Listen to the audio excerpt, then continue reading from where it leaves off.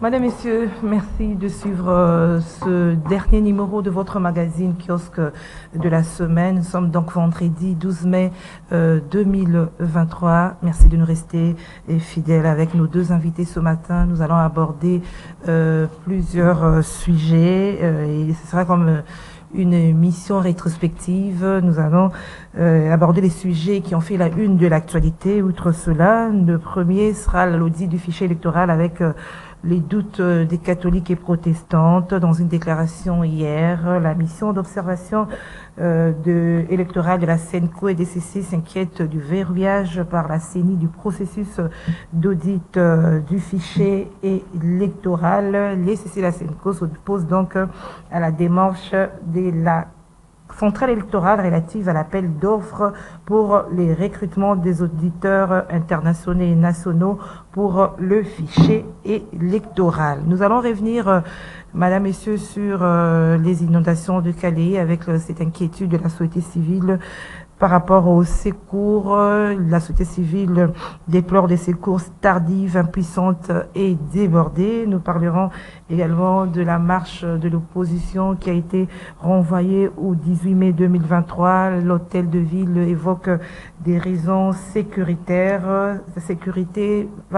La situation sécuritaire va nous emmener à Mekao où on enregistre de nombreux cas de meurtre au niveau de Mekao. Alors nous allons analyser avec nos deux invités, sans oublier un autre sujet qui a fait la une de l'actualité, c'est la carence de maïs dans le Grand Katanga. Analyse et commentaires, c'est avec nos deux invités. Tite Lyongi, bonjour. Bonjour Gisèle, bonjour à tous ceux qui me suivent. Merci parce que chaque fois qu'on est invité sur ces cadres, pour nous, c'est l'opportunité d'échanger. J'ai aimé déjà les cadres lorsque vous annoncez votre partie sommaire, les sujets qui vont nous intéresser. Je crois que ça sera intéressant. Vous avez parlé tout à l'heure là sur le report de la marche de l'opposition qui était autrefois prévue pour ce samedi 13, renvoyé au 18. C'est de là que la population congolaise est appelée à comprendre ce qu'on appelle la notion sur la liberté publique. Ça pose problème simplement parce que en droit interne, il est reconnu à tout citoyen de marcher bas. Il faut avoir ou informer, c'est-à-dire nous sommes dans le régime d'information. Et dans l'information, il revient au pouvoir de vous percevoir s'il y a possibilité de sécuriser les marchands ou pas. Ça, c'est un élément très important. Et ceux qui sont appelés à marcher, il y a la souscription d'abord sur la sécurité. Quelles sont les garanties sécuritaires? Ce sont des moments que, madame, dans les jours peut-être qui vont suivre, il faudra que le gouvernement provincial et même le gouvernement central puisse s'organiser pour informer cette notion. Parce que les gens pensent qu'on vous informe et puis on marche. Mais ils ne savent pas qu'il y a des régimes, il y a des conditionnalités liées pour l'organisation de marche. C'est vrai, la Déclaration universelle des droits de l'homme reconnaît à tout citoyen la liberté de manifester, son droit fondamental. Mais ce droit fondamental-là est lié aussi à des régimes sécuritaires. Donc hier, j'ai eu tout le temps pour suivre en 45 secondes le porte-parole du gouvernement provincial, plus précisément le ministre de l'Intérieur provincial Gratien, lorsqu'il a pris la parole pour dire qu'il y avait une réunion entre le gouvernement provincial et les 4 opposants qui ont accepté de marcher pour... Bon, c'est logique. Mais pourquoi est-ce qu'on ne doit pas continuer à faire confiance à ceux qui vous gèrent?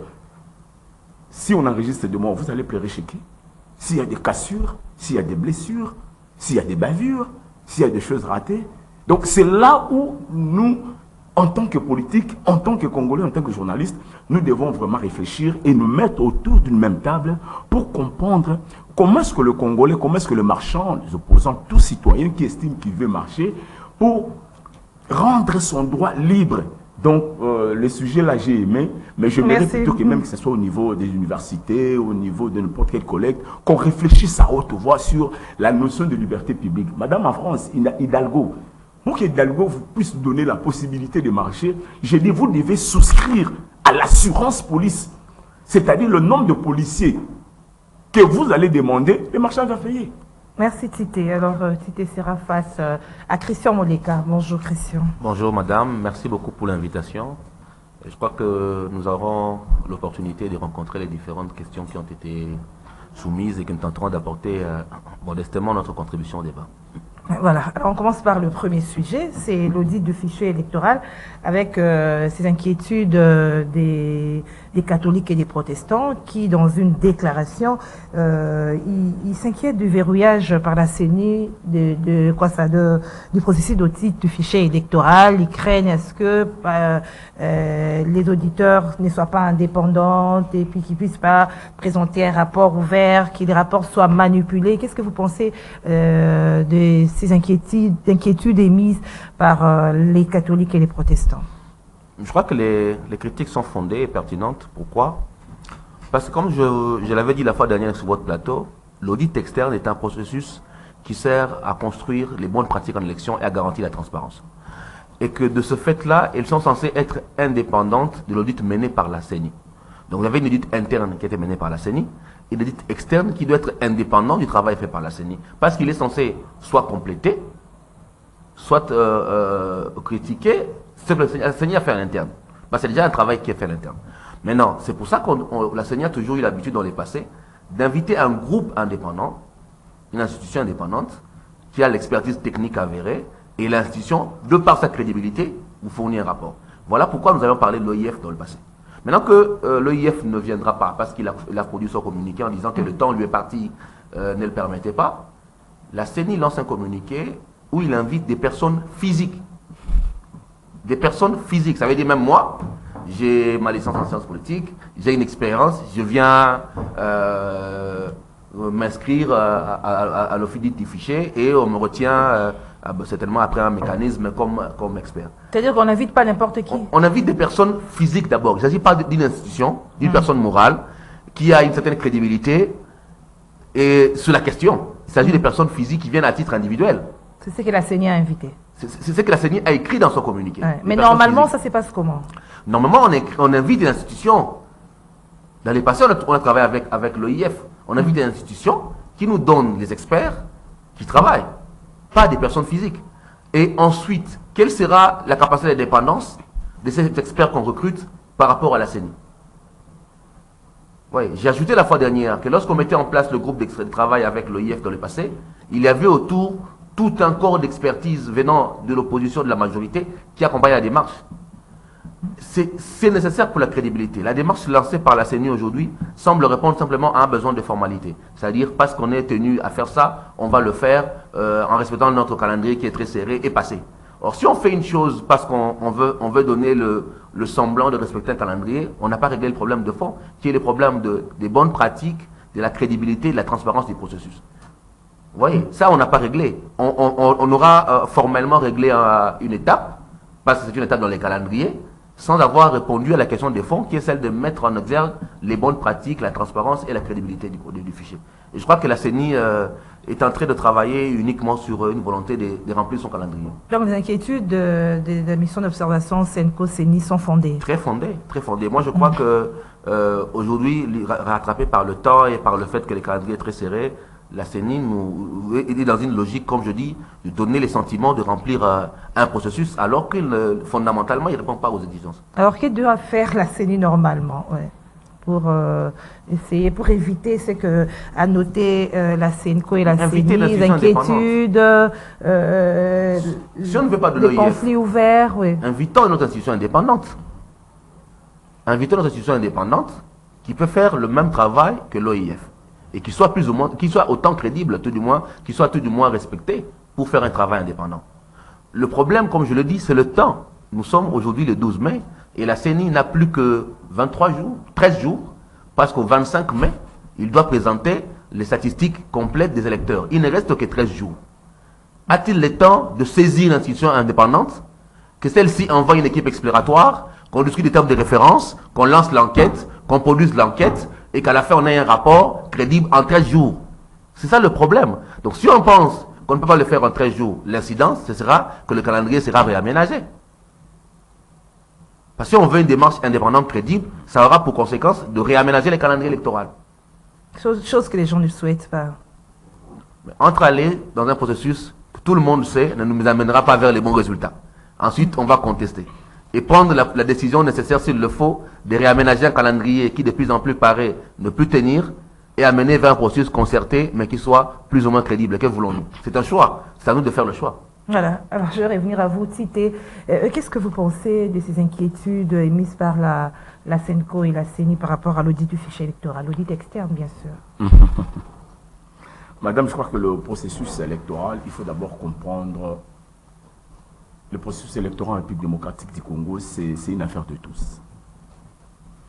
L'organisateur qui s'appelle la centrale électorale est invité à mettre autour de la table des structures complètes, c'est-à-dire, comme le mot audit le dit clairement, une procédure consistant à s'assurer du caractère complet, sincère et régulier sur l'organisation des élections. Nous sommes au niveau du fichier électoral. Il y a un travail qui a été fait. On venait de convoquer l'électorat, plus précisément les personnes à l'âge de voter, et il y a eu le processus d'enrôlement et d'identification.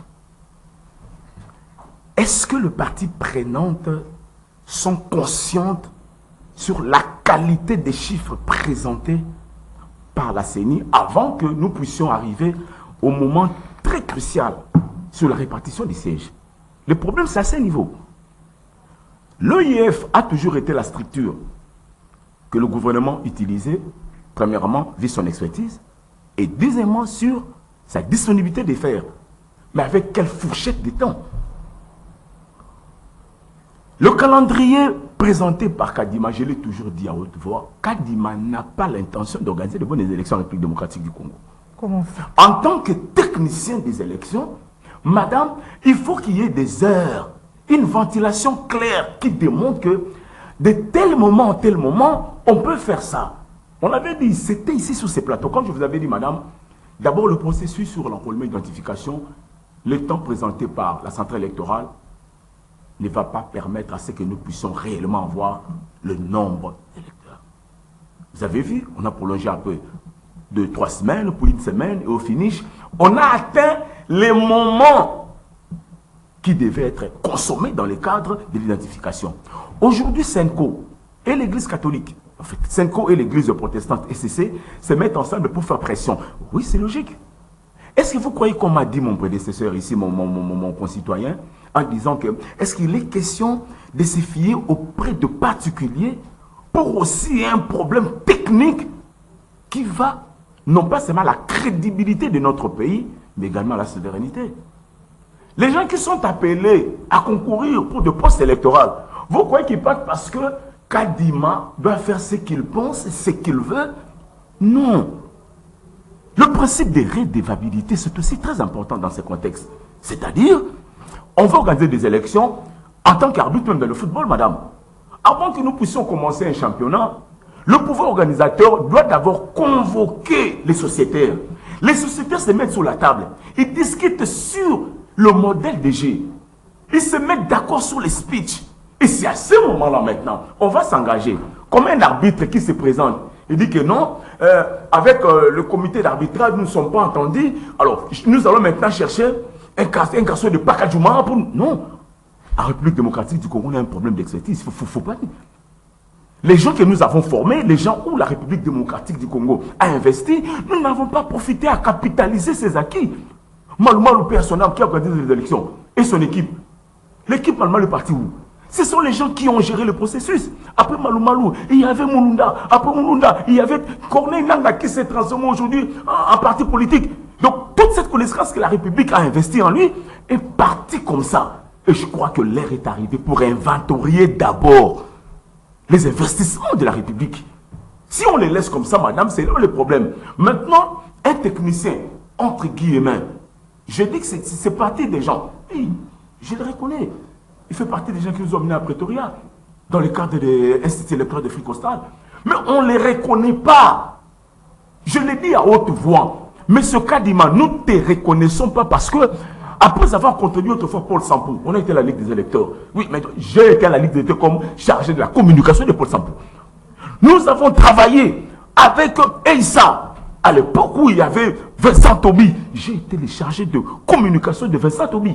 Aujourd'hui, comment on appelle ça, qui est maintenant le chef de police au niveau de la Côte d'Ivoire.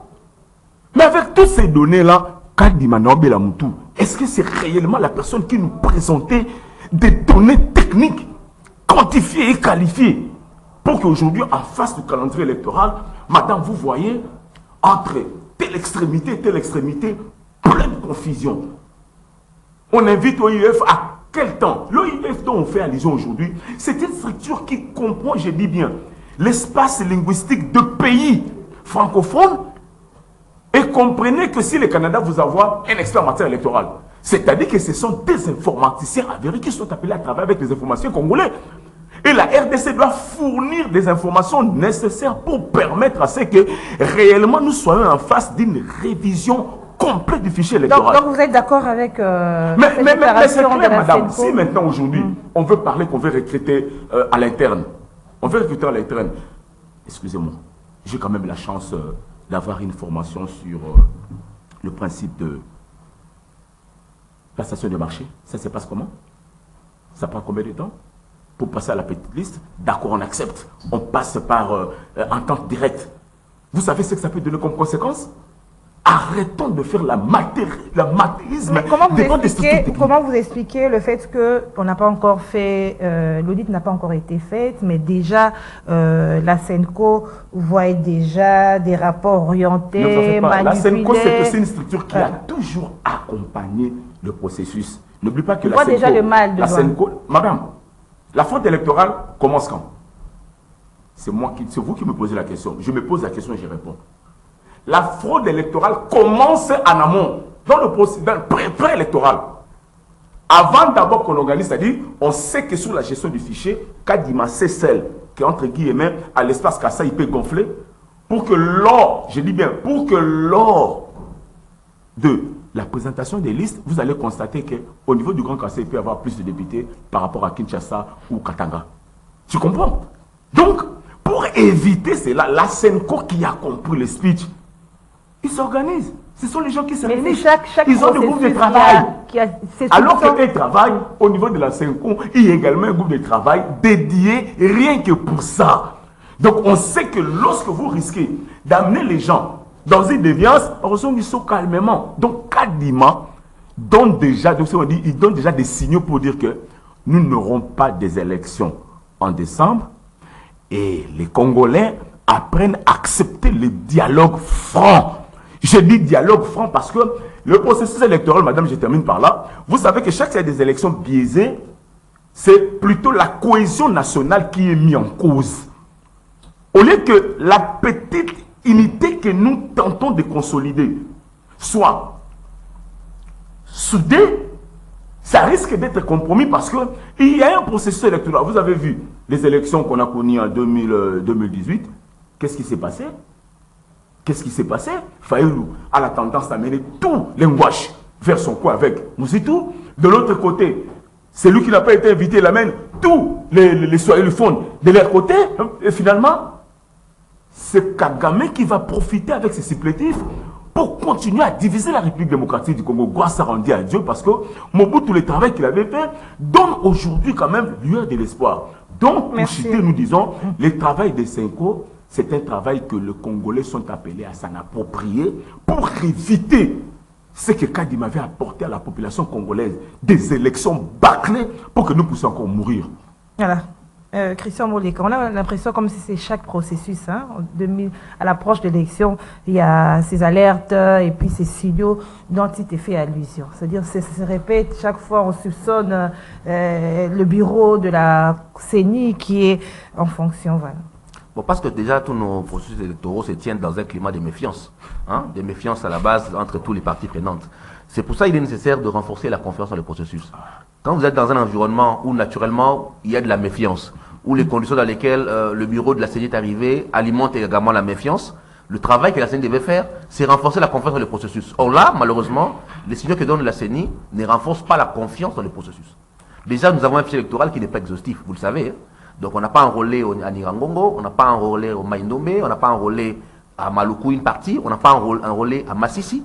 Et la CENI elle-même a dit qu'elle pourrait revenir lorsque la sécurité sera garantie. Ça veut dire que vous avez un fichier qui n'est pas exhaustif, vous avez un audit interne qui a été fait dans un délai très court, vous avez un audit externe qui devient de plus en plus protocolaire, donc vous avez des éléments qui renforcent la méfiance, plutôt que de construire la confiance. Ça veut dire qu'indirectement, nous nous préparons à de la contestation.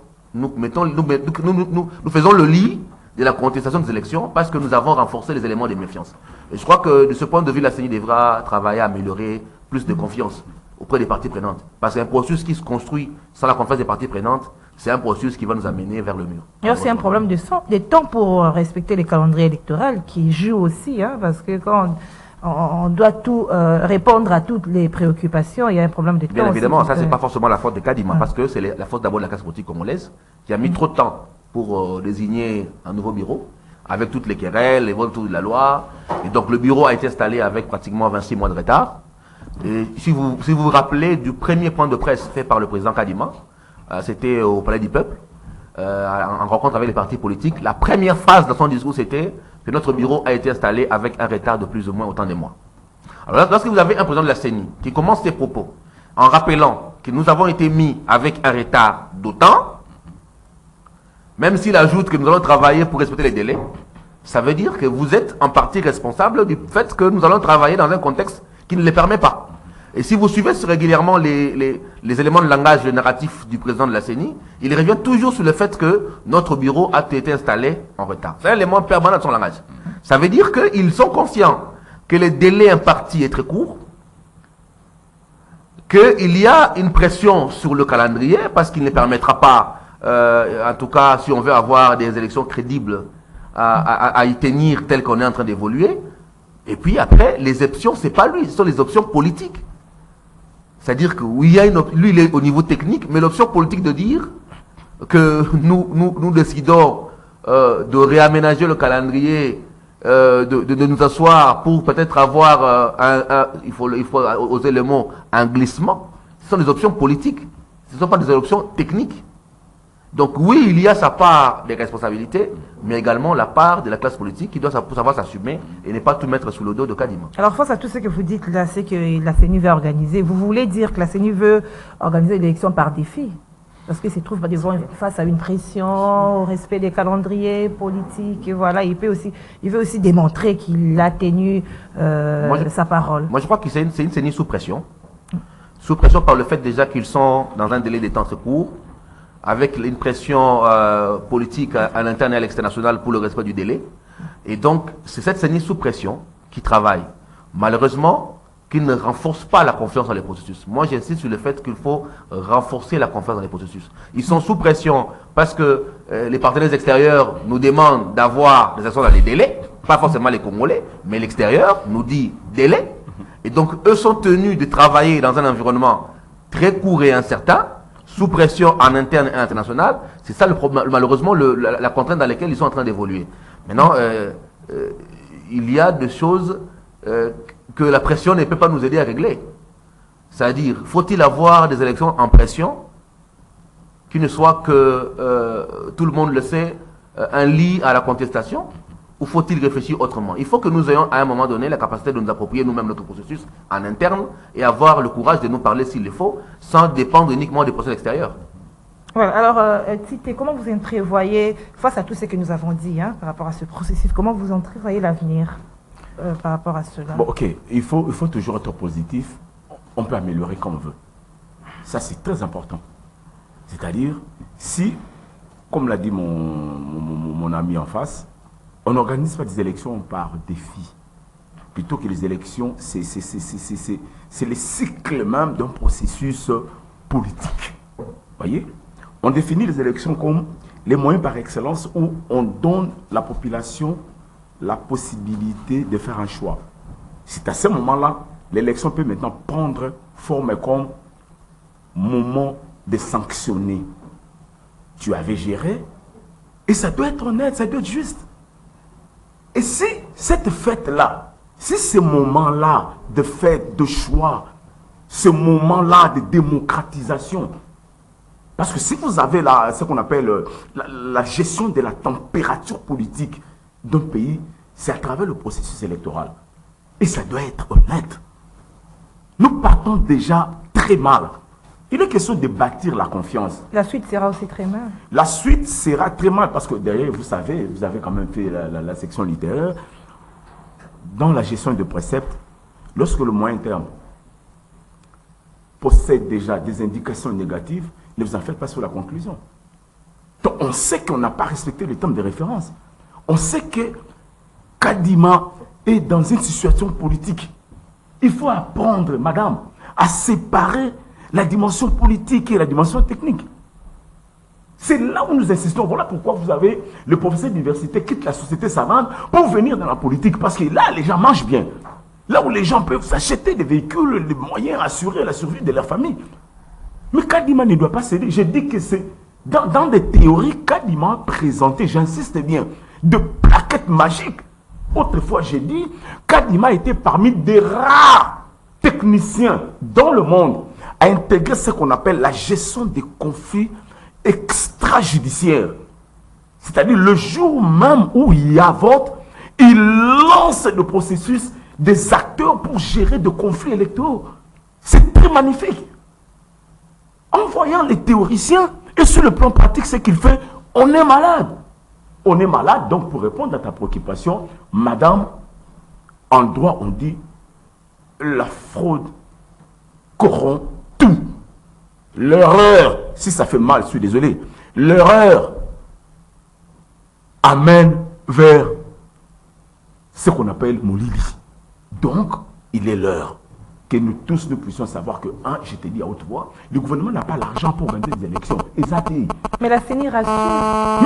La CENI rassure parce que... Il n'y aura pas un glissement à en principe, son président. c'est ce que mon ami est en train de dire. La confiance, ça se mérite. La confiance ne doit pas donner confiance à votre caméraman parce qu'il est Moro Djamba. Non, c'est parce qu'on sait que Moro, lorsque nous sommes en face de la télévision, Moro prend des sélections, des séquences d'images qui sont honnêtes. Que nous passons à rapprocher poitrine. Lorsqu'on parle à demi-plan, c'est qu'on fait l'audiovisuel, ça que ça c'est le réalisateur qui prend. C'est de la même logique, madame, avec l'organisation des élections. On n'a pas la confiance, même les parties prenantes elles-mêmes.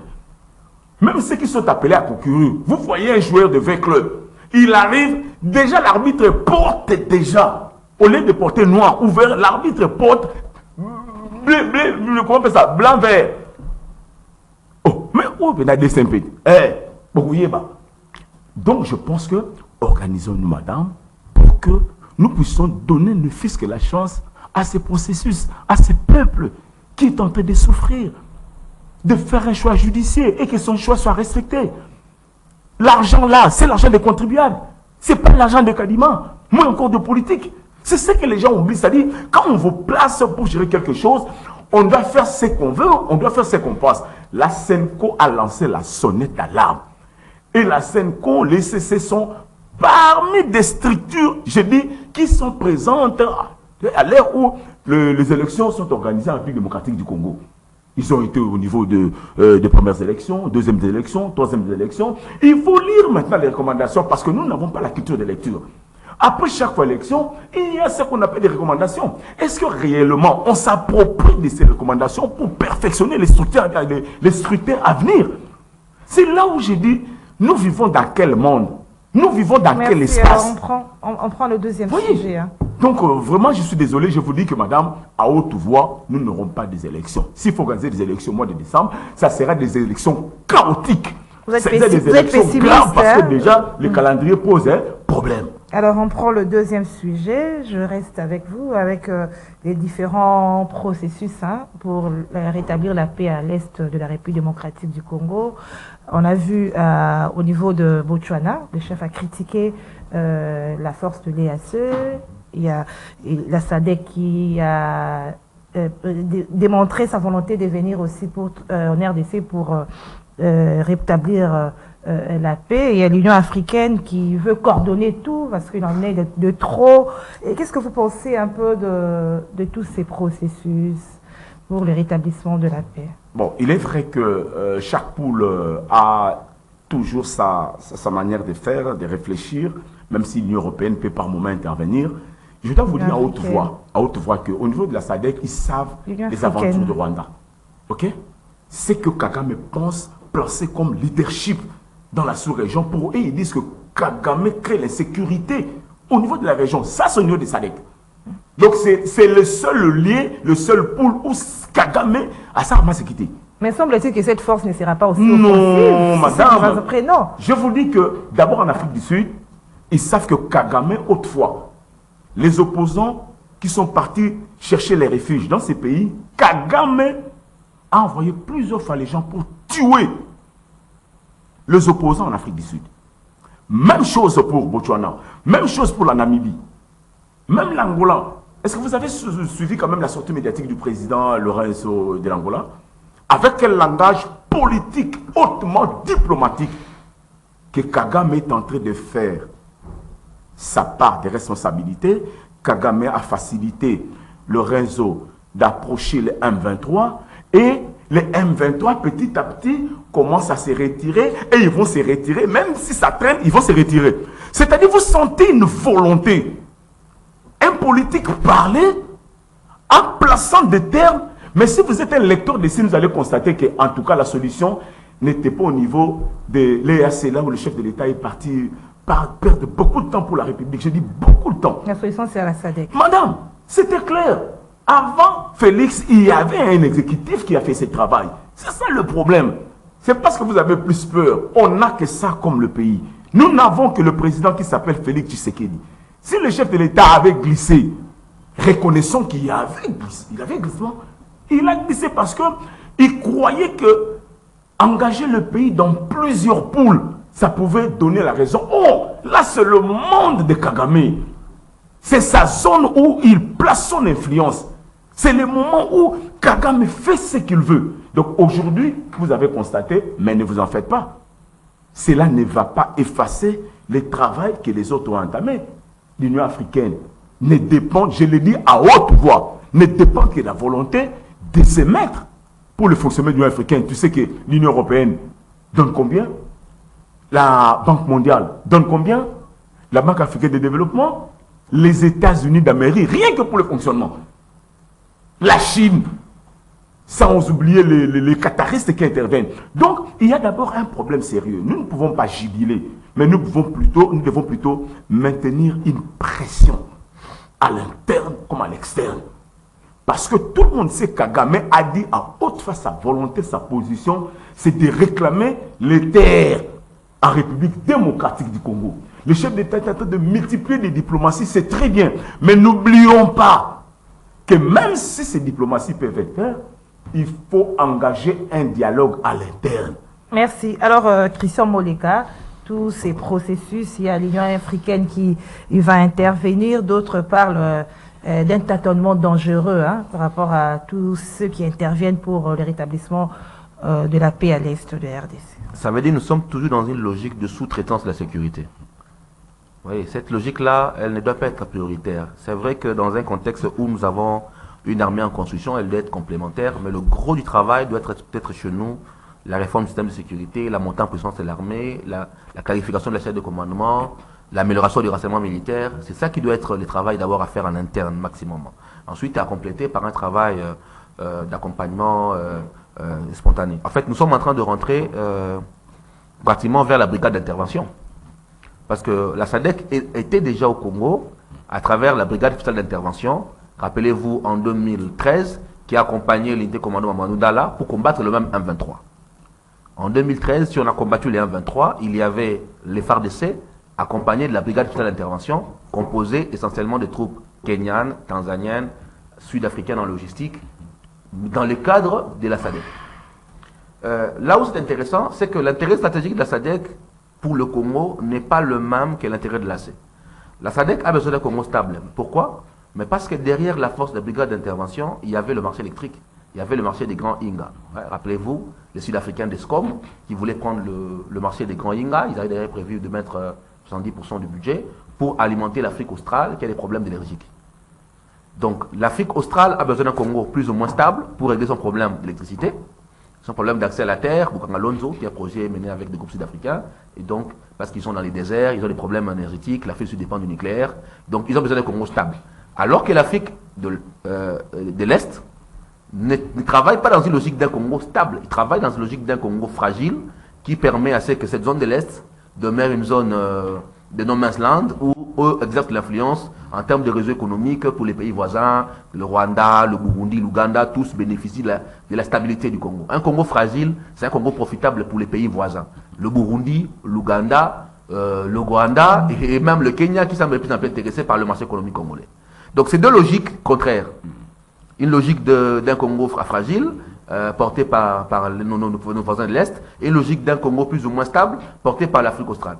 Mais nous avons pris du temps pour pour retourner en 2013, parce que là nous sommes en train de retourner en 2013. Nous avons perdu énormément de temps pour retourner à un schéma qui existait déjà et qui aurait pu aider à faire avancer les choses. Maintenant, c'est que la SADC de 2013 est la SADC d'aujourd'hui. Pendant que nous on est en train de discuter, le Rwanda a envoyé depuis décembre 68 envoyés spéciaux dans tous les pays, y compris en Angola, pour renforcer la coopération bilatérale, pour renforcer les alliances stratégiques, afin que l'agenda rwandais soit maintenu. Donc c'est une bataille que nous continuons, même quand nous allons à la SADC. Si vous lisez le communiqué final, le communiqué ne donne ni le nombre de contingents de soldats à venir, ni le délai. Le communiqué ajoute qu'ils viennent en appui à l'EAC. Alors que Kinshasa semble vouloir manifester la volonté de voir l'EAC partir. Donc je crois, là encore, il y a des fixations à faire. Est-ce que la SADC veut venir en appui à l'EAC? C'est que le communiqué a écrit. Quand le communiqué ne l'a pas dit, combien de troupes le communiqué ne l'a pas dit. Donc c'est encore un processus à construire, mais maintenant voir dans les temps qu'est-ce qui sera consolidé dans les temps. Mais il faut, de mon point de vue, travailler beaucoup en interne sur les questions de monter en puissance. Il ne faut pas compter sur les autres. Les intérêts stratégiques, les intérêts évoluent. Donc la SADC d'hier qui avait les intérêts d'un Congo stable parce qu'il y avait derrière le projet Inga, le projet n'a jamais avancé. Depuis 2010, le projet Grand Inga n'a pas évolué. Le projet Bukangalonzo s'est arrêté. Donc les intérêts économiques sont-ils toujours les mêmes? Ou les intérêts ont-ils changé? Si les intérêts économiques changent, les intérêts politiques vont changer. Donc c'est à nous de savoir garantir si les mêmes intérêts économiques qu'ils avaient au Congo entre 2010 et 2013 ont été maintenus. Oui, les intérêts changent. Donc ne fixons pas uniquement sur le regard à la photographie du passé, parce que la photographie peut évoluer. Alors l'intervention de l'Union africaine qui veut organiser une quadripartite pour essayer de coordonner toutes ces interventions. Mais le mécanisme de suivi d'Addis Abeba, c'est l'Union africaine. L'accord cadre d'Addis Abeba, c'est l'Union africaine. C'est-à-dire, nous avons une sorte d'architecture qui est partie du niveau régional avec la CIRGL, l'EAC, puis l'accord de Luanda, à une architecture régionale. Aujourd'hui, on a la SADC qui entre dedans, puis une architecture continentale.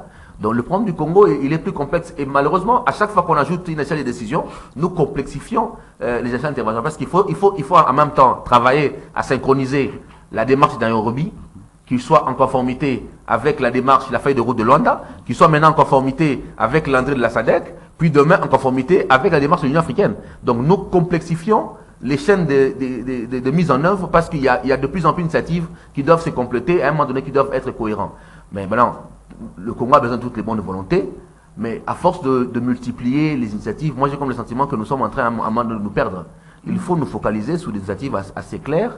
La feuille de route de Luanda sur laquelle nous devons travailler, l'Union africaine peut venir en pression, en lobbying, pour que l'initiative de Luanda, qui pourrait se compléter aujourd'hui avec la SADC qui viendra, nous permette d'avancer. Voilà, on change de chapitre. La semaine était aussi dominée par cette question de la crise de maïs, parce que c'est la fin de la semaine. Nous faisons une rétrospective. Alors, Tité, comment vous avez analysé cette question? Bon, écoutez, moi je crois que c'est le gouvernement qui a été imprudent. On dit gérer, c'est prévoir. Aux États-Unis, le plus grand ministère, c'est le ministère de l'Agriculture.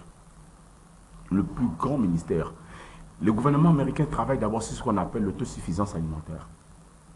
Ils ont des espaces de terre, il faut mettre ça en profit, il faut construire, il faut... Vous comprenez? Donc on a été en retard.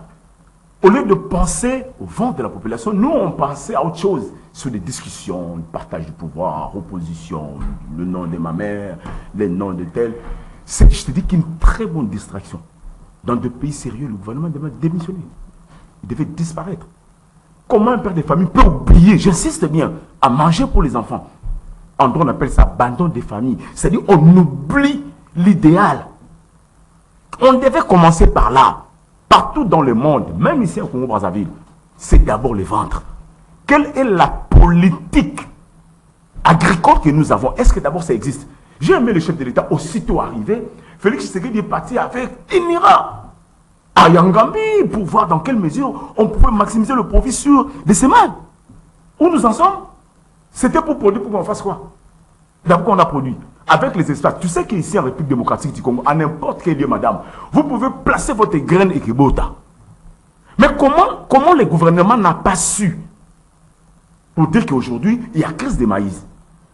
En Égypte, le gouvernement est passé parce qu'il y a harcèlement de plus de centimes du pain. J'ai dit centimes du pain.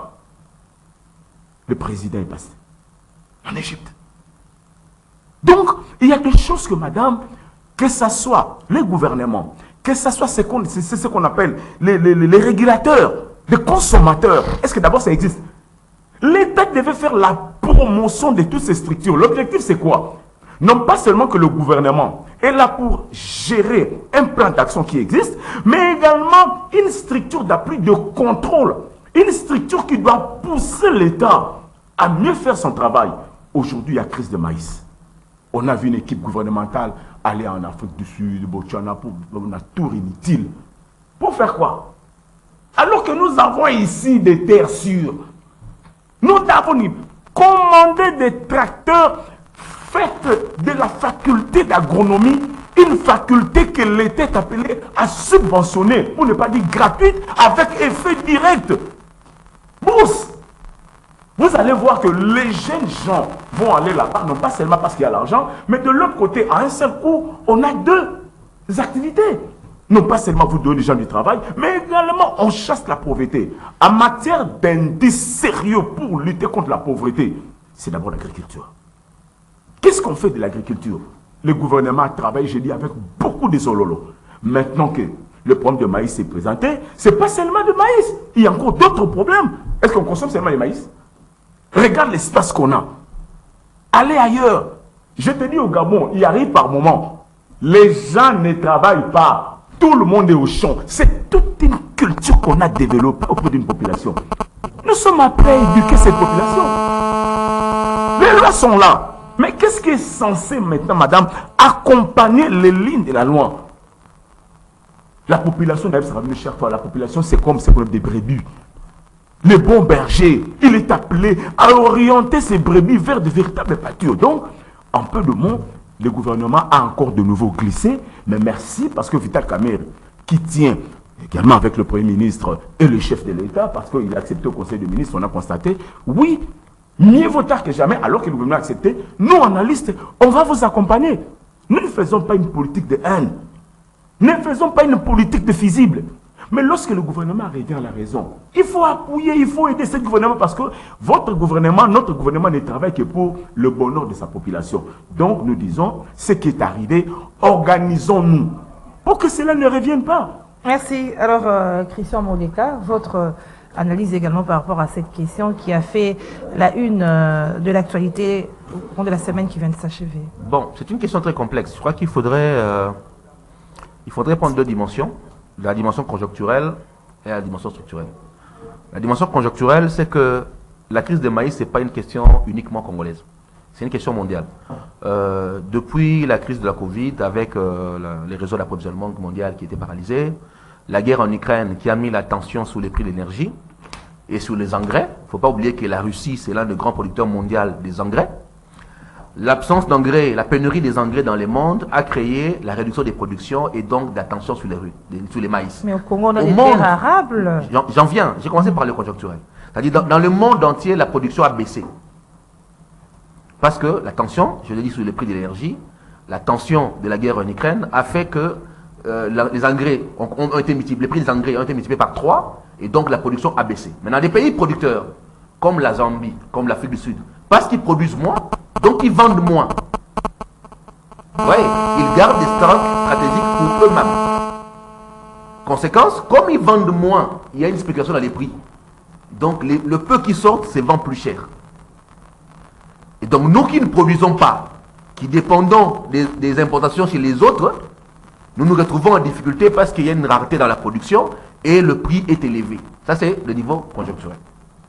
Maintenant au niveau structurel, c'est que le Congo n'a pas diversifié son économie. Le président, quand il a pris le pouvoir en 2018, en 2019 au début, il a organisé une rencontre au Grand Hôtel autour du PNSD, le plan national stratégique de développement, pour opérationnaliser les plans et mettre l'accent sur le côté mise en œuvre. Mais le plan dit clairement qu'il nous faut diversifier l'économie, c'est-à-dire sortir l'indépendance de l'industrie et développer l'agriculture. Mais regardez notre budget. Nous mettons entre 5 et 6% pour l'agriculture. Entre 5 et 6% du budget. Et si vous ventilez le 6% du budget, c'est prestations, fonctionnement, titres de voyage, et très peu en termes d'investissement agricole. Donc vous avez un secteur agricole qui est très peu financé déjà. En interne, très peu financé. Ensuite, mais il n'y a pas d'agriculture sans énergie et sans routes. Regardez tout ce qu'on appelle les routes des déserts agricoles chez nous. C'est dans quel état? Le type qui peut produire, il va l'amener comment? Pour que son maïs là quitte par exemple Binga. Hein? Tous les secteurs interviennent. Pour qu'il vienne à Kinshasa. Il va l'amener comment? Parce que les routes des déserts agricoles n'existent pas. Ensuite, les semences et les entrants. Nous avions Sénacem ici sur les boulevards, sur 24. On a vendu Sénacem, les Libanais ont construit des immeubles en face de l'IEC, le service national de semences. C'est-à-dire où on travaillait pour les semences de l'agriculture. Les bâtiments étaient vendus. Voyez, donc il y a des problèmes de politique intérieure de l'agriculture chez nous.